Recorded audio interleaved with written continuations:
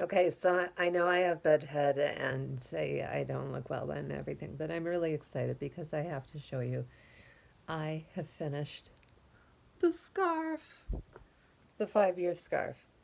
And if you haven't heard this story before, I'm going to tell you.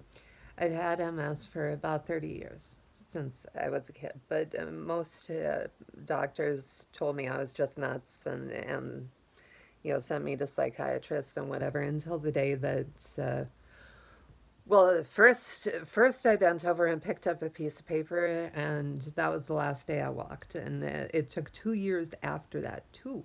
This is how straight I can hold up my fingers.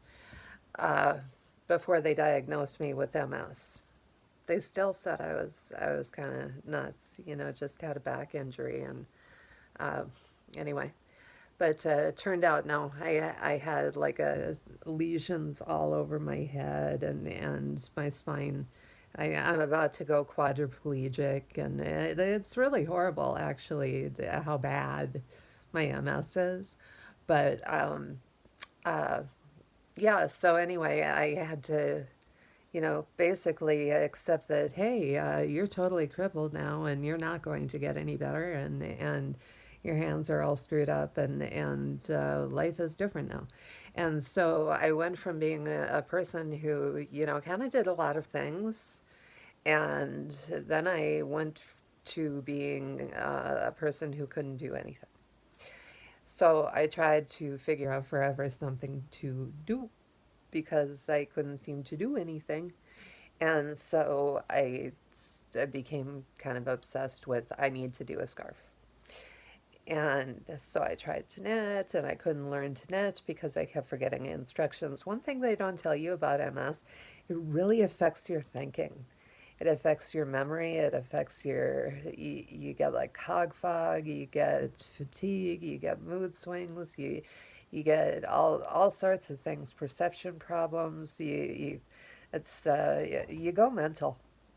You do. MS causes major issues, but anyway, I could only get through a row of knitting or crocheting, and then I'd forget how to get to the next row. And I sat with a lot of people who would just get frustrated with me, or didn't have time for me, or whatever, and then I'd end up frustrated, and I threw things, or I'd lay in the fetal position crying, and I'd have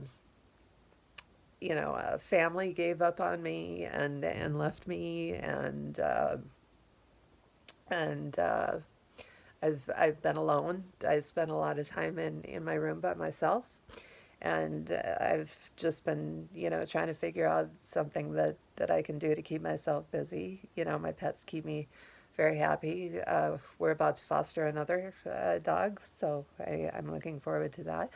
But I wanted something that hey, I can do it, and everybody said no, I couldn't do it anymore, and they told me to set it aside and give it up, and just kind of give up, just give up, and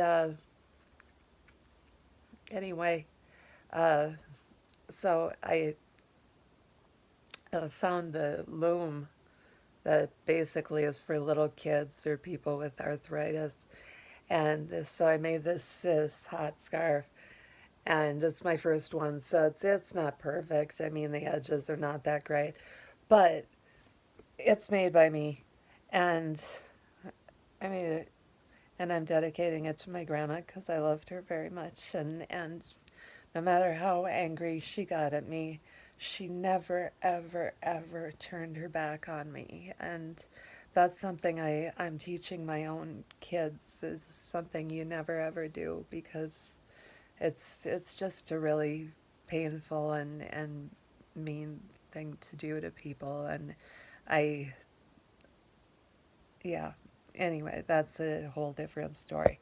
But I'm just really I'm going to tell you, I'm proud of myself.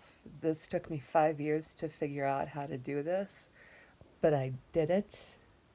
And so there, to all the people who told me I couldn't, or who doubted me, and who gave up on me, I can do it. And I just need to figure out how.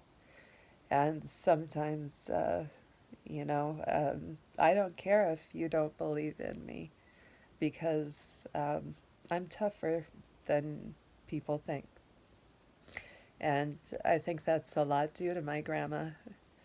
So that's why I'm dedicating it to her, and I miss her very much. But yeah, because she never did walk away from me. And yeah, oh boy, she got angry with me sometimes, but she never walked away. And I think that's